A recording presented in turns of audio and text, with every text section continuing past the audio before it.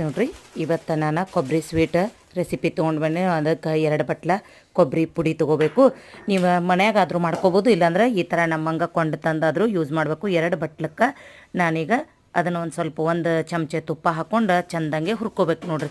ಭಾಳೊತ್ತೇನಿಲ್ಲ, ಸ್ವಲ್ಪ ಗರಿ ಗರಿ ಆದ್ರೆ ಸಾಕ್ರಿ. ಅದನ್ನು ಒಂದು ಪ್ಲೇಟಿಗೆ ತಕ್ಕೊಂಡು ಮತ್ತು ಹೊಳ್ಳಿ ನಾವು ಅದ ಬುಟ್ಟಿ ಮತ್ತು ಗ್ಯಾಸ್ ಕಟ್ಟಿ ಮೇಲೆ ಇಟ್ಟು 1 ಬಟ್ಲ ಹಾಲು ಹಾಕ್ಕೋಬೇಕು. ಹಾಲು ಹಾಕೊಂಡ ತಕ್ಷಣ ಇದಕ್ಕೆ 100 ಗ್ರಾಮ ಕೋವಾ ಹಾಕಬೇಕು ನೋಡ್ರಿ. ಹಾಲಿನ ಕೋವಾ ಹಾಕಿದ ತಕ್ಷಣ ಗಿರ್ದ ಬಟ್ಲೆ ಸಕ್ಕರೆ ಹಾಕಬೇಕು. ಸ್ವಲ್ಪ ಸ್ವಲ್ಪ ಫುಡ್ ಕಲರ್ ಆ್ಯಡ್ ಮಾಡಬೇಕು.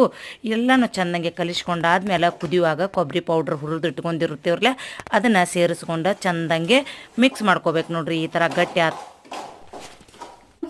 ಗಟ್ಟಿ ಆದ ತಕ್ಷಣ ಅದನ್ನು ಏನು ಮಾಡ್ಬೇಕಂದ್ರೆ ಎಲ್ಲನೂ ಕೊರ್ಕೋಬೇಕು ನೋಡ್ರಿ. ನೀವು ಫ್ರಿಜ್ದಾಗಾದರೂ ಇಡ್ಬೋದು, ಇಲ್ಪ ಅಂದ್ರೆ ಹೊರಗೆ ಇಟ್ಟು ಸೆಟ್ ಮಾಡಿ ಈ ಥರ ಕೊರೆದು ಬರ್ಫಿ ಟೇಸ್ಟ್ ಮಾಡಿರಿ, ಸಖತ್ತಾಗಿರ್ತೈತೆ ನೋಡ್ರಿ.